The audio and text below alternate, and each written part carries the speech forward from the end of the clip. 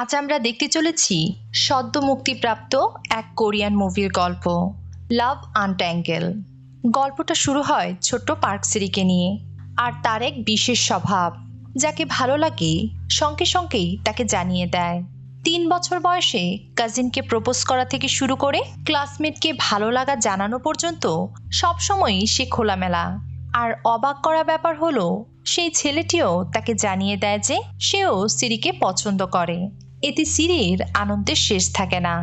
কিন্তু ভাগ্য খারাপ হলে যা হয়, পরের দিনই হঠাৎ সেই ছেলেটি তাদের স্কুল ছেড়ে অন্য স্কুলে চলে যায়। আর এই ঘটনায় সে খুব ভেঙে পড়ে। আর এভাবেই বছর গড়িয়ে যায় এবং সেও বদলাতে শুরু করে। তবে সময়ের সাথে সাথে যে জিনিসটা সবচেয়ে বেশি বদলে যায় সেটা হলো তার চুল। তার প্রিয় চুলগুলো তার যমজ বোন হায়ের মতো আর সোজা থাকে না, কুঁকড়ে যায়। সে ভাবে হয়তো তার বাবার স্বভাবগুলোই উত্তরাধিকার সূত্রে তার মধ্যে চলে এসেছে। যাই হোক, এরপর সিরি তাদের পাড়ারই একটি ছেলেকে পছন্দ করতে শুরু করে। সে তার জন্য একটি উপহারও বানায়। ঠিক যেদিন সে তাকে তার ভালোবাসার কথা বলতে যাবে, সেদিনই সেই ছেলেটি তাদের বাসার সামনে এসে উপস্থিত হয়। কিন্তু এবারও তার ভাগ্য খারাপ। আসলে ছেলেটি এসেছিল তার যমজ বোন হায়ের সাথে দেখা করতে, তার সাথে নয়।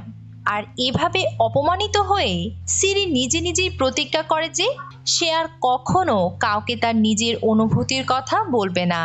কিন্তু তার এই প্রতিজ্ঞাও প্রায় ভাঙতে বসে, কারণ সেদিন কিম হিয়নকে দেখে সে মুগ্ধ হয়। সমুদ্রের ঢেউয়ের মতো মসৃণ ভঙ্গিতে হাঁটা ছেলেটি মুহূর্তেই তার মন জয় করে নেয়। পরদিন স্কুলে আসার সময় তাদের সাথে কিম হিয়নের দেখা হয়। সবাই অবাক হয়ে তাকেই দেখতে থাকে। তবে সবচেয়ে অবাক করার মতো বিষয় হলো, এত ভিড়ের মধ্যেও সে সিরিকে দেখে তার হাত নাড়ছিল। এতে তার বন্ধুরা তাকে চেপে ধরে আর সিরি লজ্জিত হয়ে পড়ে। সে তাদের জানায় আসলে গতকাল সমুদ্র সৈকতে তাদের দেখা হয়েছিল। ক্লাসে মক টেস্টের ফলাফলে সিরি দেখে যে হিয়নের নাম টপ 100-এর মধ্যে আছে। তার মানে সে এখন সেলফ স্টাডি রুমে যেতে পারবে। স্কুলের সবাই বলে সেখানে ভালোবাসার প্রস্তাব দিলে নাকি সফল হওয়ার সম্ভাবনা সবচেয়ে বেশি। কিন্তু এসব কথা শুনে সিরি একেবারে হতাশ, কারণ তার ফলাফল এত ভালো নয় যে সে ওই কক্ষে ঢুকতে পারে। বিরতির সময় সি ও তার বন্ধুরা হিয়নকে বাস্কেটবল খেলতে দেখে। চারপাশের মেয়েরা তাকে মুগ্ধ হয়ে তাকিয়ে দেখছিল। সি একটি পানীয় কিনে তাতে তার নাম লিখে দেয় এবং সেটি ক্যান্টিন মালিককে হিউনের জন্য রেখে দিতে বলে। কিন্তু মালিক তাকে দেখিয়ে বলে ইতিমধ্যে অনেক মেয়েই হিউনের জন্য একই জিনিস রেখে গেছে। হতাশ সিরি তার নাম লেখা পানির বোতলটি খেতে খেতে বাইরে বেরিয়ে আসে। সেখানে তার এক বান্ধবী ইনচং এর সাথে দেখা হয়। ইনের চুলও তার মতোই কোঁকড়ানো। স্কুল শেষে সি আবারও সমুদ্র সৈকতে আসে, আশা করে আজও সে হিয়নকে দেখবে। কিন্তু সেখানে আসে আরেকটি ছেলে। সে নেম প্লেটটি তুলে দেখে। এরপর সে সিকে সমুদ্রে সাঁতার কাটতে দেখছিল। কিন্তু হঠাৎই সির জামাটি বাতাসে উড়ে যায়, আর সেটা ধরতে গিয়ে সে পা পিছলে পানিতে পড়ে যায়। কিন্তু সে সাঁতার জানে না। সিরি তাকে পাড়ে টেনে তুলে এবং অন্য কোনো সাহায্য না পেয়ে সে নিজেই তাকে প্রাথমিক চিকিৎসা দেওয়ার প্রস্তুতি নেয়। কিন্তু একেবারে অন্তিম মুহূর্তে ছেলেটি জেগে ওঠে। তবে ছেলেটির এমন বোকামির জন্য সে তাকে তিরস্কার করতে শুরু করে। পরদিন সেই একই ছেলে ইয়ন সক তাদের স্কুলে নতুন ট্রান্সফার স্টুডেন্ট হিসেবে ভর্তি হয় এবং তাদের ক্লাসে আসে। তবে দুর্ঘটনার কারণে তার পা প্লাস্টারে বাঁধা। শিক্ষক তাকে সবার সাথে পরিচয় করিয়ে দেন। ইয়ন সক বয়সে বড়। সে এবার কলেজের জন্য এন্ট্রান্স এক্সাম পরীক্ষা দিয়েছিল, কিন্তু ব্যর্থ হয়ে আবার ওই স্কুলে ফিরে এসেছে। সি তাকে হাসি মুখে স্বাগত জানালেও ইয়ন সক খুবই ঠান্ডা স্বভাবের, কম কথা বলে। পরদিন সকালে খুব বৃষ্টি হচ্ছিল। সি দেখে ইয়ন সক তার প্লাস্টার পা নিয়ে বেশ সমস্যায় আছে, তাই সে তাকে সাহায্য করতে এগিয়ে যায়। কিন্তু একজন ছাত্রী হয়ে ইয়ন সককে সাহায্য করতে দেখে শিক্ষক আরেক ছাত্র জেউংকে নির্দেশ দেয় তাদেরকে সাহায্য করার জন্য। এদিকে নেম প্লেটটি না পড়ে আসায় সি শিক্ষকের বকুনি খায়। আসলে তার হারিয়ে যাওয়া নেম প্লেটটি এখনো ইয়ন সকের কাছে রয়ে গেছে, যা সে এখনো ফেরত দেয়নি। দুপুরের ডাইনিং হলে সিরি ও তার বন্ধুরা ইয়নসকের জন্য খাবার এনে দেয়। এদেশে অবাক হয়, বন্ধুরা তার সাথে মজা করছিল কিন্তু ইয়নসক চুপ করে থাকে। দুপুরের খাবার শেষে বন্ধুরা সবাই একসাথে বসে আইসক্রিম খাচ্ছিল। তখন তারা সিরির জন্য একটা নতুন নেম প্লেট নিয়ে আসে। ইয়নসক তার কাছে থাকা পুরনো নেম প্লেটটি সিরিকে ফেরত দিতে চাইছিল। ঠিক তখনই তার বন্ধুরা মজা করতে শুরু করে, তোমার নেম প্লেটটি যে নিয়েছে সে হয়তো তোমাকে পছন্দ করে। আর তাদের সব কথা শুনে ইয়নসক সির পুরনো নেম প্লেটটা একবার দেখে নিয়ে আবারও নিজের কাছে রেখে দেয়। এদিকে সি তার বন্ধুদের বলছিল, আমি শুধু কিম হিয়নকেই পছন্দ করি, আমার মনে আর কারো জায়গা নেই। ঠিক তখনই একটি বল উড়ে এসে তাকে আঘাত করে, আর তার পেছন পেছন হাজির হয় কিম হিয়ন নিজেই। আর তার কিক করা বলটি আসলে ভুলবশত সিকে আঘাত করেছে এই বলে সে দুঃখ প্রকাশ করে। কিন্তু হঠাৎ কিম হিয়নকে সামনে দেখে সে লজ্জায় তার চোখ নামিয়ে ফেলে। আর হঠাৎ কিম হিয়ন চলে গেলে তার বন্ধুরা সিকে ঘিরে মজা করতে শুরু করে। তারা বলে, ওর কথা বিশ্বাস করো না, আসলে সে তোমার সাথে কথা বলার জন্য কাজটা ইচ্ছা করেই করেছে। কিন্তু দূরে বসে হিউনসক হঠাৎ বলে ওঠে, আমি দেখেছি বলটা আসলে এমনিতেই উড়ে এসেছিল। এরপরই তাদের সমস্ত উচ্ছ্বাস থেমে যায়। এদিকে সির বন্ধুরা ক্লাসে তার কাছে ছুটে আসে এবং তাকে জানায় তার বান্ধবী ইংচং এর চুল হঠাৎ একেবারে সোজা হয়ে গেছে। বিস্মিত হয়ে সে নিজেই দেখতে ছুটে যায়। সত্যি তাই, আর এটা এমন কিছু যা সে সবসময় চেয়েছে। সে জানতে পারে ইংচং একটি বিউটি সেলুন থেকে তার চুল সোজা করিয়েছে, আর এতে তার 2 লক্ষেরও বেশি টাকা খরচ হয়েছে। কৌতূহল ও একরাশ আশা নিয়ে সি ও তার বন্ধুরা ওই সেলুনে যায় এবং সব শুনে সেই সেলুন মালিক তাকে বলে যে তার কোঁকড়ানো চুলও একেবারে পাল্টে ফেলা সম্ভব। সি তার কাছে জমে থাকা সব টাকা জড়ো করতে শুরু করে। সম্ভাব্য সব জায়গায় সে খোঁজ করে, কিন্তু সেটা চুল সোজা করার জন্য প্রয়োজনীয় টাকার কাছাকাছিও হলো না। পরদিন সে আবারও ওই সেলুনের সামনে উপস্থিত হয়। তখন হঠাৎই ইউনসকের কণ্ঠ ভেসে আসে এবং আড়ালে দাঁড়িয়ে সে বুঝতে পারে এই সেলুনটির মালিক আসলে ইউনসকের মা। আর সঙ্গে সঙ্গেই তার মাথায় এক অদ্ভুত আইডিয়া আসে। সে ইউনসককে বাড়তি খাতির করতে শুরু করে। স্কুল শেষে সে ইচ্ছে করেই ইউনসককে এড়িয়ে ওই সেলুনের সামনে গিয়ে হাজির হয় এবং সে তাকে জিজ্ঞেস করে সে এখানে কি করছে। ইউনসক তাকে জানায় এই সেলুনটা তার মায়ের। এই কথা শুনতেই সে তাকে আর কোনো কথা বলার সুযোগ না দিয়েই সোজা সেলুনের ভেতরে ঢুকে পড়ে এবং নিজেকে ইউনসকের ঘনিষ্ঠ বন্ধু বলে পরিচয় দেয় এবং সেই সাথে তার মাকে এও মনে করিয়ে দেয় যে সেদিন সেই ইউনসকের জীবন বাঁচিয়েছিল। তখন ইউনসকের মা তাকে বলে, যেহেতু তুমি তার ভালো বন্ধু, স্কুলে তুমি তার খেয়াল রেখো। আর ঠিক এই সুযোগই সি খুঁজছিল। সে তার মাকে বলে সে চায় তিনি যেন তার চুলগুলো সোজা করে দেন। কথা শুনে ইউনসকের মা হাসলেন এবং রাজি হলেন, তবে একটা শর্ত দিলেন, যখন ইউনসকের পায়ের প্লাস্টার খোলা হবে এবং তার পা ভালো হয়ে যাবে তখন। এরপর থেকে সে পুরোপুরি ইউনসকের জীবনে জড়িয়ে যায়। সে তাকে স্কুলে নিয়ে যায়, চলাফেরা, পড়াশোনায় সাহায্য করে এবং নির্বিঘ্নে বাড়ি ফেরা পর্যন্ত খেয়াল রাখে। এমনকি সে তাদের সেলুন প্রচারণাতেও তার মাকে সাহায্য করে। একদিন হঠাৎ বৃষ্টিতে তারা একেবারে ভিজে যায়। সে ইউনসককে নিয়ে আশ্রয়ের জন্য তাদের স্টোর রুমে প্রবেশ করে। সে তাকে চেঞ্জ করার জন্য তার বাবার জামা কাপড় দেয়। স্টাডি রুমের ভেতরে অনেক গল্পের বই ছিল। সি তাকে জিজ্ঞেস করে সে কমিক বই পড়তে পছন্দ করে কিনা। ইউনসক তাকে জানায় না, কমিক বই পড়তে তার ভালো লাগে না। এটা শুনে সি অবাক হয়। সে উচ্ছ্বাসে তার প্রিয় বইগুলো বের করে আনে এবং তাকে পড়তে দেয়। এমনকি সে তাকে ওই স্টোর রুমের তালার পাসওয়ার্ডও দিয়ে দেয়, যেন ইউন যে কোনো সময় আসতে পারে। এদিকে সি ও তার বন্ধুরা কিম হিয়নকে প্রপোজ করার জন্য কাগজ ভাঁজ করে অরিগেমি বিট তৈরি করতে শুরু করে। তারা শুনেছে তার প্রতিদ্বন্দ্বী মিজি 1000 অরিগেমি বিট তৈরি করেছে, তাই তারা ঠিক করেছে তারা 10,000 বানাবে।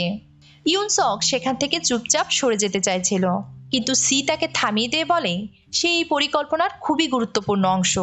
যে কারোই হোক এবার বড়দিনে তার চুল সোজা করতেই হবে। এরপর অনিচ্ছা সত্ত্বেও ইউনসক তাদের সাথে থেকে যায় এবং সেই বিট ভাঁজ করতে শুরু করে।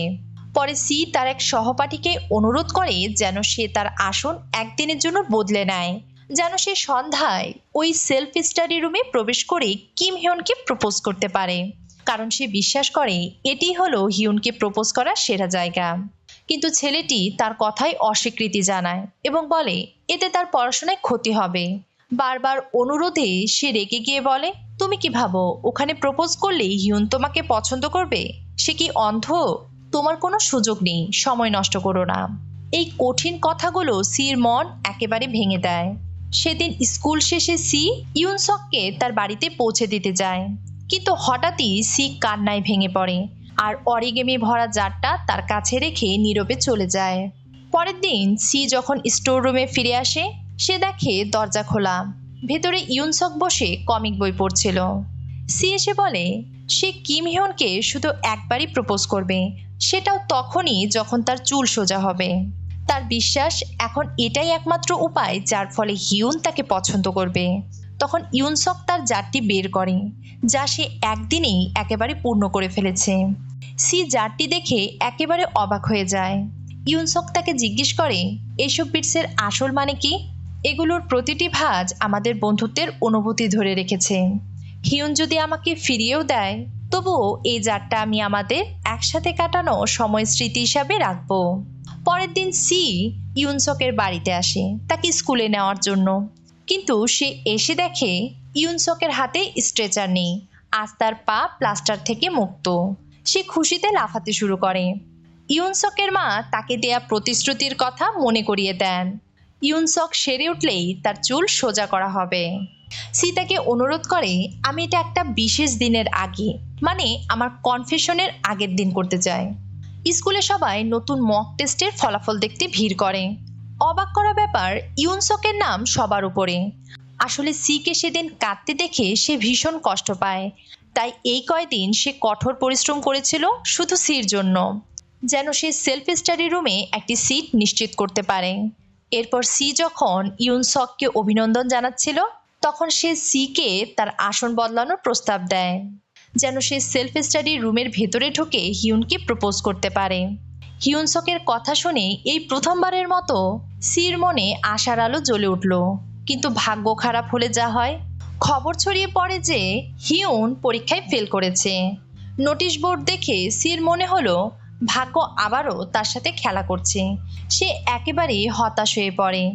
একদিন এক প্রতিবেশী সিদের বাড়িতে এসে জাংমি পরিবার মানে সেলুন মালিকের পরিবার সম্পর্কে কথা বলছিল। সে তার মাকে জানায় তাদের ছেলে ইউনসক স্কুলের সবচেয়ে মেধাবী ছাত্র, আর তার বাবা এক নামকরা মেডিকেল কলেজের অধ্যাপক।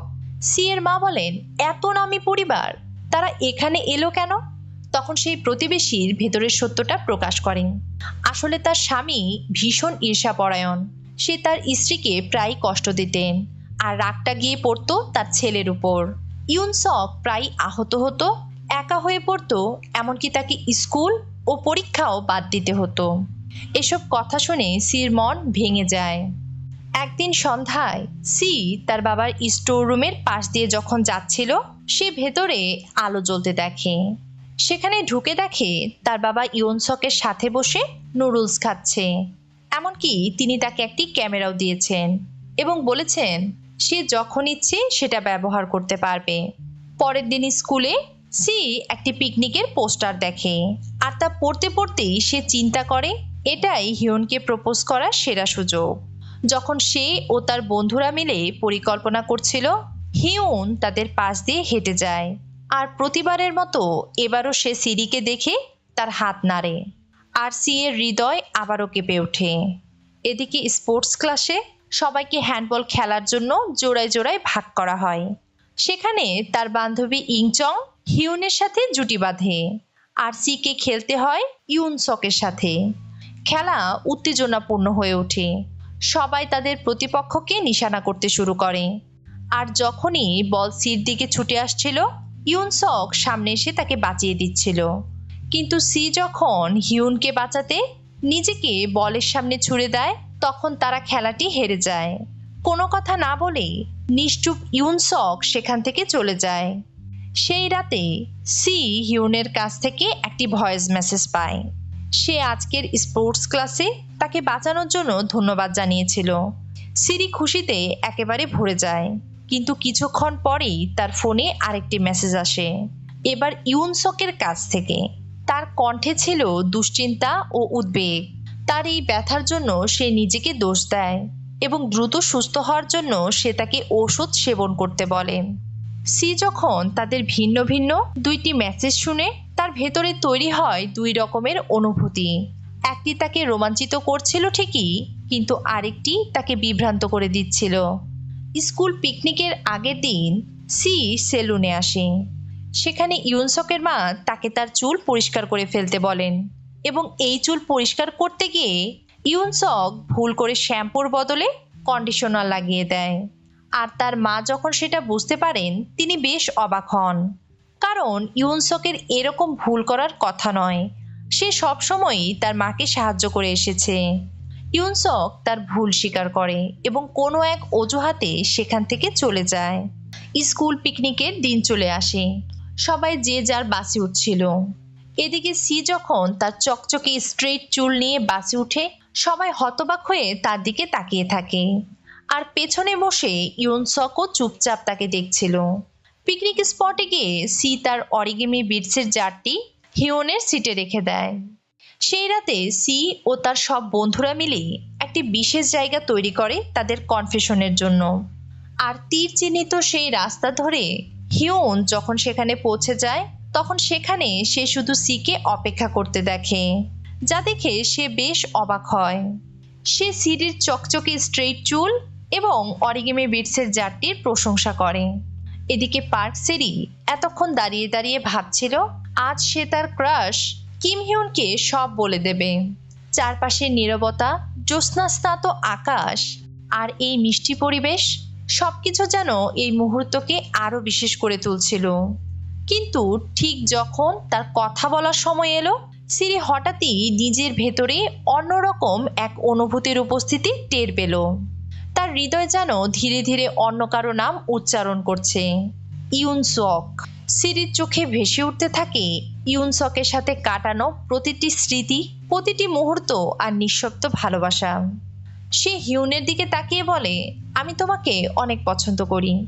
আজ রাতে তা আমি তোমাকে জানাতেও চেয়েছিলাম, কিন্তু যখন বলার মুহূর্ত এলো তখন আমি অন্য কাউকে নিয়ে ভাবছি।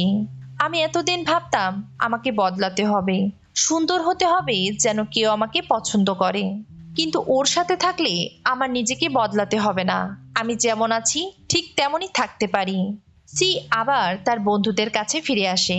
তারা জানতে চাইছিল তার কনফেশনটা সফল হয়েছে কিনা, কিন্তু সে কিছু না বলেই ইউনসিকের দিকে তাকিয়ে থাকে।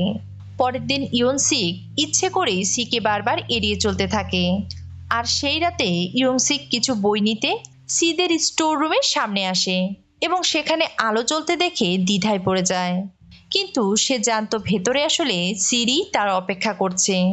সে ভেতরে প্রবেশ করে। সি ইতিমধ্যেই ইয়নসিককে দেওয়ার জন্য নতুন কিছু বই টেবিলে সাজিয়ে রেখেছিল। ইয়নসিক সেখান থেকে একটা বই নিয়ে পড়তে শুরু করে। ভেতরে দুজনই চুপচাপ, কেউ কোনো কথা বলছে না। অবশেষে সি মৃদু গলায় বলতে শুরু করে, তুমি কি জানতে চাও না সেদিন কনফেশনে কি হলো? তবে ইয়নসিক কিছু বলার আগেই সে তাকে বলে যে হিউনকে সে কিছুই বলেনি। ইয়নসিক তাকে অবাক হয়ে জিজ্ঞেস করে, কেন? সি জানায়, আসলে আমি এখন আমার পড়াশোনায় মনোযোগ দিতে চাই। তবে আমার কলেজে ভর্তি পরীক্ষার আগে তুমি শুধু আমাকে একটি বড় ক্যান্ডি কিনে দিও, আর এই ক্যান্ডিটা হয়তো আমাকে আরো ভালো করতে সাহায্য করবে। পরের দিন স্কুলে সির মন খারাপ হয়ে যায় যখন সে দেখে ইয়নসিক তার বন্ধু ইংচং এর সাথে কথা বলছিল। আর এটা দেখে যদিও সে একটু ঈর্ষাপরায়ণ হয়ে ওঠে, তবুও সে সেটা লুকানোর চেষ্টা করছিল। এরপর ইয়নসিক সেই ক্যান্ডি নিয়ে সির সাথে দেখা করতে আসে। সবশেষে সে যখন ফিরে যাচ্ছিল, সি তাকে জিজ্ঞেস করে তার বান্ধবী ইংচংকে তার ভালো লাগে কিনা। ইয়নসিক তাকে তৎক্ষণাৎ জানিয়ে দেয় না। তারপর সে সিকে পরীক্ষায় ভালো ফলাফলের জন্য শুভেচ্ছা জানিয়ে চলে যায়। এরপর পরীক্ষার দিন এলো। অনেক এজেন্সি সেখানে শিক্ষার্থীদের জন্য ভিন্ন ভিন্ন উপহার নিয়ে তাদের শুভেচ্ছা জানাতে এসেছিল। এর মধ্যেই সেখানে থাকা এক ভাল্লুক মাস্কাট সির দিকে এগিয়ে এসে তাকে একটা বড় গিফটের প্যাকেট দেয়। আর সেখানে লুকিয়ে ছিল এক বিশেষ চমক। আসলে সেই কস্টিউম পরে ইয়নসিক এসেছিল তাকে শুভেচ্ছা জানাতে। সি এর বুক আনন্দে ভরে গেল। পরীক্ষা শেষ হয়। পরবর্তী কয়েকদিন সবাই পরীক্ষার ফলাফলের অপেক্ষায় ছিল। একদিন স্কুল শেষে সি তার বন্ধুদের বলে আজ তাকে তার মাকে সাহায্য করতে হবে। এই বলে সে চলে যায়। আর পরক্ষণেই ইয়নসিক বলে তার বাসায় কিছু জরুরি কাজ আছে, তাই এখনই যেতে হবে। বন্ধুরা তাদের এমন আচরণে সন্দেহ করে, তাদেরকে অনুসরণ করতে শুরু করে। আর তারা আবিষ্কার করে সি ও ইয়নসি গোপনে দেখা করছে। যদিও তারা ব্যাপারটি বিশ্বাস করতে পারছিল না, তবুও তারা তাদের কিছু বলে না। পরদিন সি ও ইয়নসি সেই সমুদ্র সৈকতে যায় যেখানে তাদের প্রথম দেখা হয়েছিল। সি তাকে জিজ্ঞেস করে, সেদিন তুমি সমুদ্রে ঝাঁপ দিয়েছিলে কেন? সি এর প্রশ্নে ইয়নসি কিছুক্ষণ চুপ করে থাকে। সে বলে সেই সময়টাতে সে একেবারে ভেঙে পড়েছিল আর ভাবছিল যদি এই সমুদ্রের ঢেউ তাকে নিয়ে চলে যায় তবে কি হবে। কিন্তু এরপরই সমুদ্রের নীল জলরাশিতে সে তাকে সাঁতার কাটতে দেখে, আর সেই স্মৃতি আজও তাকে বাঁচিয়ে রেখেছে। এবার ইয়নসিক তার কাছে থাকা সি এর নেম প্লেটটি বের করে তার হাতে দেয় আর বলে এটি এতদিন সে তার কাছেই রেখেছিল, সেই মেয়ের স্মৃতি হিসাবে যে তার জীবন বাঁচিয়েছে এবং তাকে বাঁচতে শিখিয়েছে। আর এভাবে কথা বলতে বলতেই সে তার হাত ধরে ফেলে আর চোখে চোখ রেখে বলে সে তাকে ভালোবাসে। ফিরে আসার পথেও তারা একসাথে হাত ধরে হাঁটছিল। সারাদিন একসাথে কাটিয়ে ইয়নসিক তাকে একটি কিস দিয়ে বিদায় জানায়। পরদিন সিরিজের ফ্যামিলি পিকনিক ছিল। বের হওয়ার আগে সে ইয়নসিককে ফোন করে। কথা বলতে বলতে সে তাকে বারবার মনে করিয়ে দেয় রবিবারের কথা, সেদিন তাদের দেখা করার কথা।